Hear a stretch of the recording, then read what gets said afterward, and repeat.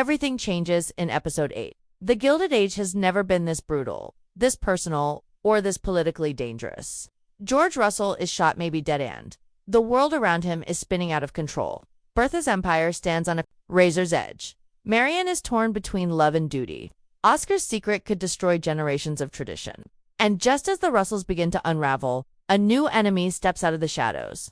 This isn't just the end of a season, it's the end of an era, or the beginning of a ruthless new one. Here's what you need to know about The Gilded Age Season 3, Episode 8, where everything you've known is about to be shattered. Episode 8 opens with one question burning through every storyline. Did George Russell survive the shooting? And if he didn't inherit the empire he built? The show has always thrived on power games, but this is different. This is personal. George wasn't just a railroad titan or a social climber. He was the cornerstone of the Russell family's rise, the force behind Bertha's glittering status, Larry's legacy, and Gladys' freedom. Without him, everything they've built could collapse like a house of cards. Bertha, fierce and unrelenting, may be forced to carry the burden alone. But this time, she's not climbing. She's fighting to survive. If George dies, grief will be the least of her problems. Enemies both seen and hidden will strike fast. The rival magnates George crushed to get ahead, the socialites Bertha humiliated on her way up, and the political players he threatened with electrification. All of them will sense weakness. And vultures don't wait.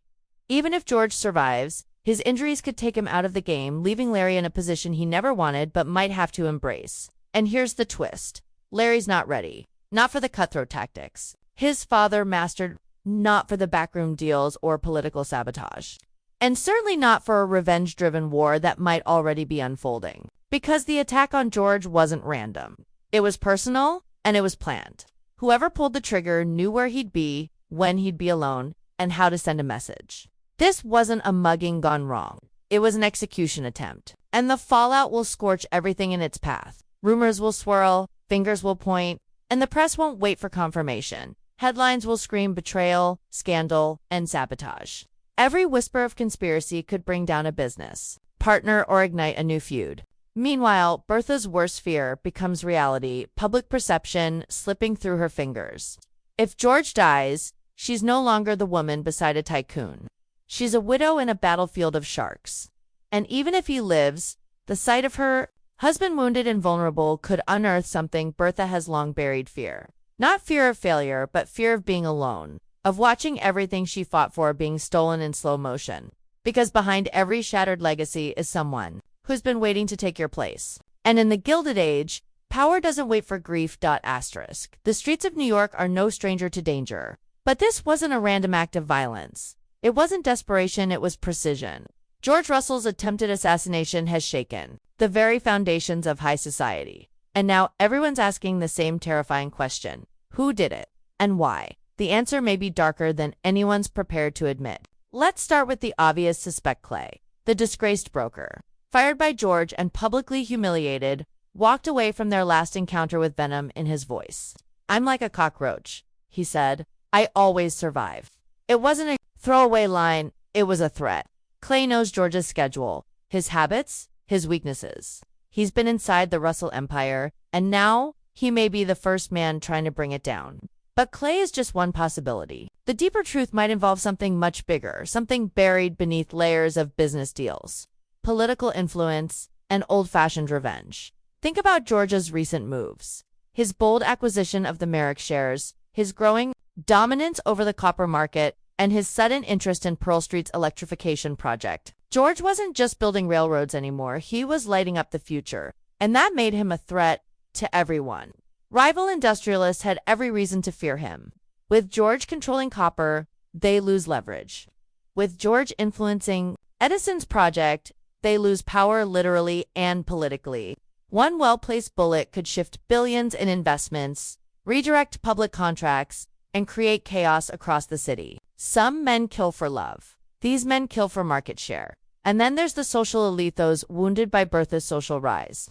Ever since she elbowed her way into rooms guarded by old money and iron traditions, Bertha Russell has made enemies, powerful ones, and while they couldn't touch her with gossip or scandal, they might strike where it hurts most: her husband. To them, George's fall is more than a tragedy. It's a strategy. Remove the man, watch the woman crumble. And yet, none of this explains the method. The assassin didn't strike in chaos, he waited. He targeted George's secretary first, a message in blood that this wasn't a robbery or a street crime. It was deliberate, cold, clean, a warning, or a declaration of war. The question now is, how many people were involved? Could this be a conspiracy, a network of enemies working together to erase the Russell name from history? A disgraced broker, a bitter industrialist, a vengeful socialite, or is there one shadowy figure pulling the strings behind them all? A man or woman who sees the fall of George Russell as the beginning of their own rise. And just when you think it couldn't get worse, whispers begin to circulate about a new rival, a powerful newcomer, young, connected, and ready to burn down the old guard to build something of their own. This isn't someone Bertha or George has crossed paths with yet. This is someone watching, waiting, planning. And now, with George weakened or gone, this rival may finally make their move. They could walk into Bertha's ballroom, they could buy up George's holdings, they could even cozy up to Larry manipulating the grieving son while pretending to offer friendship or mentorship. The wolves are circling, and the Russells may already be bleeding. George's assassination attempt isn't just a plot twist, it's the ignition spark. A war is coming. Not with guns and bullets, but with wealth, power, secrets, and betrayal. The kind of war that leaves reputations shattered and dynasties destroyed. And this time, the Russells aren't leading the charge. They're the target. While the Russells face bloodshed and power struggles across town, another storm is quietly building, one woven from heartbreak, pride, and long-buried truths. Marian's decision to end her engagement to Larry may have seemed final in episode 7. But now, as the dust settles from George's shooting, she begins to question everything. The truth about the Haymarket Club is beginning to surface. Jack, the footman with a mind for invention and a heart full of loyalty, has vouched for Larry's innocence. It was all a misunderstanding, one that cost Marian the man she may still love. And in a city where regret carries more weight than money, Marian is suddenly drowning in it. The gravity of George's condition forces her to see beyond her fears. This isn't just about reputation anymore. It's about the fragile nature of life, love, and timing. Larry, once seen as a charming suitor from new money, now stands on the edge of devastation. If George dies, Larry isn't just a man in mourning, becomes the reluctant heir to a crumbling empire. And Marian must decide, will she reach out in this moment of chaos, or will she let pride keep her silent? A reunion could be tender and life-changing. A secret engagement, whispered behind closed doors, might be their rebellion against the world that tried to keep them apart. Or perhaps Larry, consumed by grief and duty, will push Marian away, too broken to open his heart. The pain could cut both ways. Their story, once sweet and full of promise, now teeters between rekindling and ruin. But it's not just Marian carrying secrets. Oscar Van Ryn has spent years cloaked in silence, pretending, performing, and hiding his true self behind smiles and scathing remarks. But after the devastating death of John Adams, his carefully constructed world begins to crumble. The loss isn't just emotional, it's existential. For a man who has always lived in shadows, this grief could become his breaking point. And yet, in that breaking, there's a chance for something profound, truth. Oscar might finally be ready to come out, not just to Marian, who likely already suspects, but to Agnes, the iron-hearted matriarch of old money pride. Agnes, with her relentless traditions and unshakable beliefs, has been both protector and prison for Oscar. Her love has always been conditional. Her approval, currency, but in the face of Oscar's grief, even she may begin to waver. If Oscar reveals his truth, it will not be a quiet conversation. It will be a collision of generations, values, and identities. Agnes could respond with rage, denial, or even cold rejection. But there's also a chance, however small, that she chooses love over legacy. That she sees her son for who he truly is and not who she expected him to be. This would be a defining moment not just for Oscar, but for Agnes herself. A pivot point that could reshape the Van Ryn legacy forever. And yet, Oscar's potential confession may come at a cost. The society he lives in is not forgiving. Even whispers of scandal could exile him from the world he has spent a lifetime mastering. He may lose his place, his influence, his security, but what he gains, freedom, authenticity, and perhaps even a new kind of love, could be worth it. Episode 8 may serve as Oscar's reckoning, a moment of painful honesty or a deepening of the mask he's worn for too long. Either way, the consequences will ripple far beyond his own story. If Agnes supports him, she could become an unlikely ally in a world that's shifting beneath everyone's feet. If she rejects him, Oscar may walk away from the family name entirely no longer a Van Ryn, but a man reborn. Meanwhile, Marian's actions will also hold weight. If she fights for Larry, she may find herself drawn deeper into the Russell web, caught between old money and new ambition. If she stays silent, she could lose him forever and with him, the future she once dreamed of. The tragedy is that everyone in this triangle, Marian, Larry, Oscar's, moving through grief in different forms. Grief for love lost, for fathers dying, for identities denied. And just when you think they might find their footing, the city they live in reminds them that survival here is never gentle. It demands sacrifice. It punishes the weak. And it never waits for the broken to heal. In episode 8, these quiet emotional wars may be just as explosive as the bullets that shook the Russells, because in the Gilded Age, the most dangerous battles are fought behind closed doors with words, with secrets, and with silence. Asterisk, as the smoke from George's assassination attempt still lingers in the air.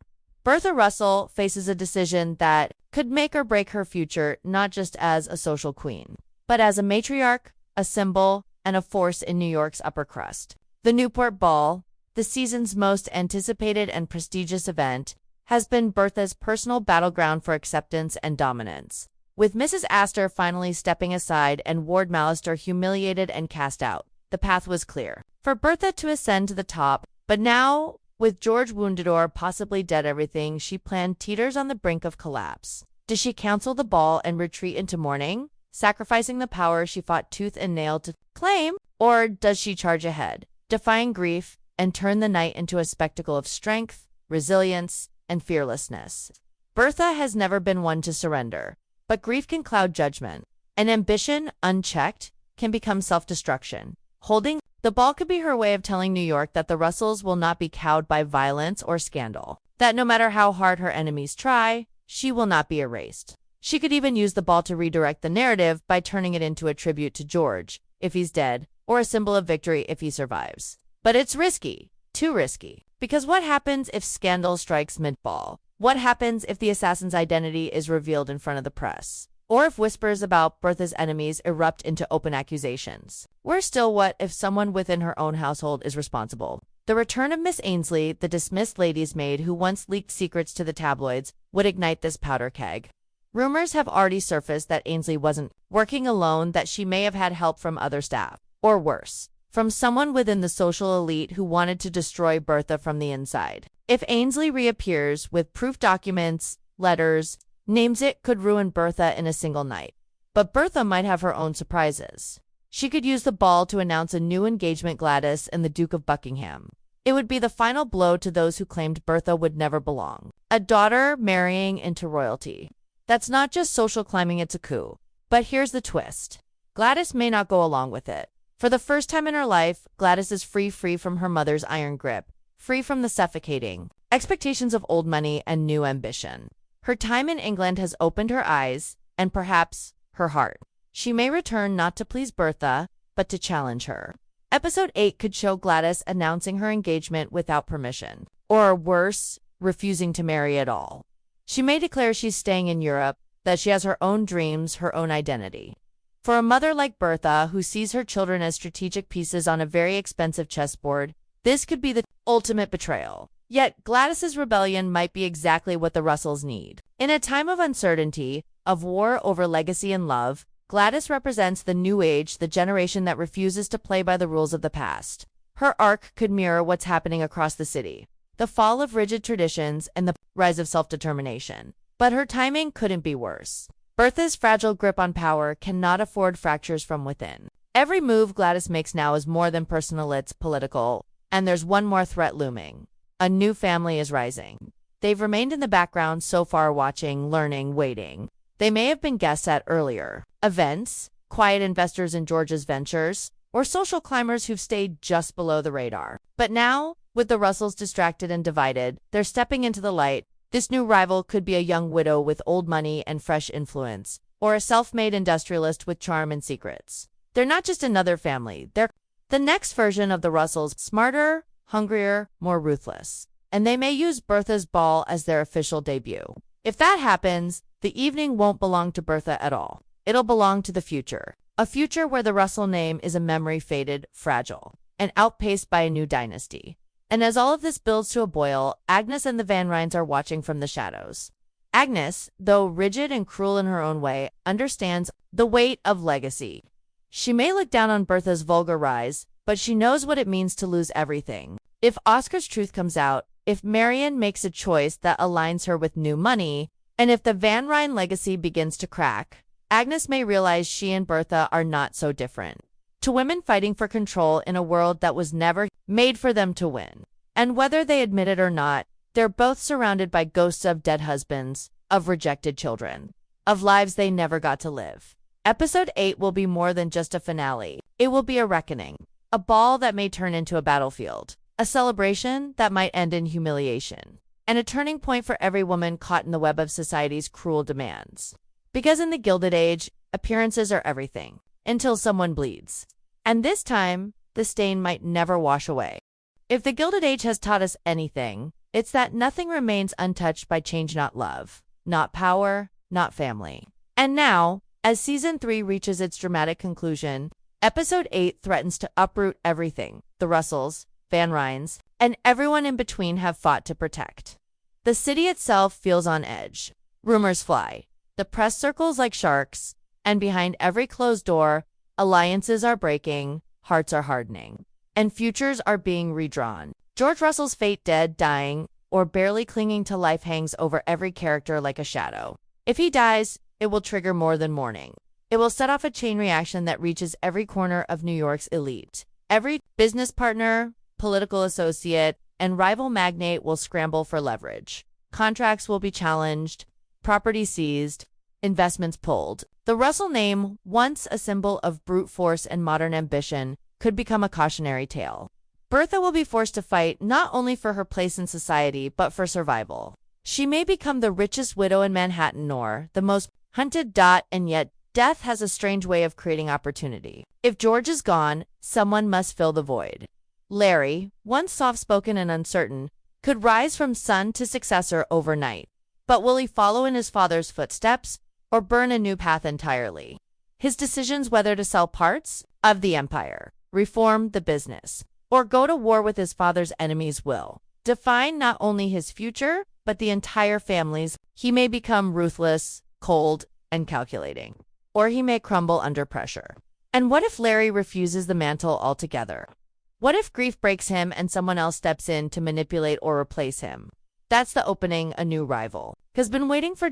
This rival, who's only just starting to make waves, may be introduced subtly, perhaps through a conversation at the ball, or a business deal gone quiet. A woman with money from an overseas inheritance. A man who owns land outside the city. Someone who's connected to Clay, or maybe even the assassin. Their face might not be familiar now, but their intentions will be clear. They're here to take over. And not just the business. They want the city, the spotlight, the future. While the old guard weeps, the new players rise with smiles. And nothing is more dangerous than ambition disguised as friendship. At the same time, personal lives begin to splinter in irreversible ways. Marian's regret may push her to confess her love for Larry, but her timing could be a tragedy in itself. A letter that arrives too late, a moment lost in the chaos, or a reunion that's met with cold distance.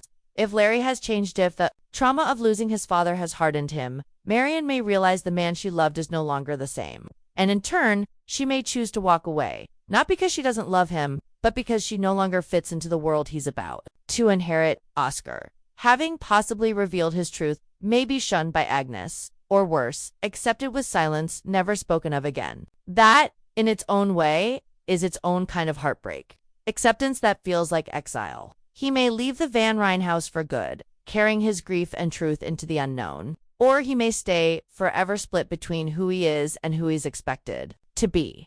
Even Gladys, caught between a duke's charm and her own awakening, may be forced to choose: return to New York and comfort her family, or forge her own future abroad. If she chooses independence, it will shake Bertha to the core. But if she returns, it may be too late to save what's been lost. The family may be fractured beyond repair. The name may never carry the same power. And the world that Bertha once fought her way into may now look down at her not as an equal but as a cautionary tale. Meanwhile, Bertha's ball, once a glittering dream of dominance, may turn into a swan song. If it happens at all, it could be marred by scandal, interruptions, and unwanted guests. The press may twist every detail into gossip. If someone is arrested mid-event, like Ainsley or even Clayette will become the most talked-about spectacle of the season, for all the wrong reasons. And if George dies before the ball, or even during it, Bertha's world could collapse in real time. That ballroom, filled with chandeliers, royalty, and rivals, might become the place where the Russell dynasty unofficially ends. But endings, in the Gilded Age, always hide the seeds of something new. If Bertha survives this, if she adapts, if she evolves beyond grief and scandal, she may become even more powerful. A woman no longer just pushing through doors, but building her own. She may begin plotting new moves, alliances with other social outcasts, investments in women-led causes, or even a return to Europe to reshape her family's legacy. If Agnes and Bertha both reach the bottom in the same moment, they may even find themselves walking parallel paths to matriarchs scarred by loss, stepping into a new age together, or apart. The Gilded Age Season 3, Episode 8 isn't just a finale, it's a funeral for the world we've known, and a prologue to the world that's coming. Old money is crumbling. New money is bleeding. And in the silence between tragedy and rebirth, new voices are rising, some filled with rage, others with hope, and some with vengeance. Whatever comes next, one thing is clear. The age of gilded illusion is over. What remains is raw, real, and ready to be rewritten. Season 4 will not be a continuation. It will be a reckoning.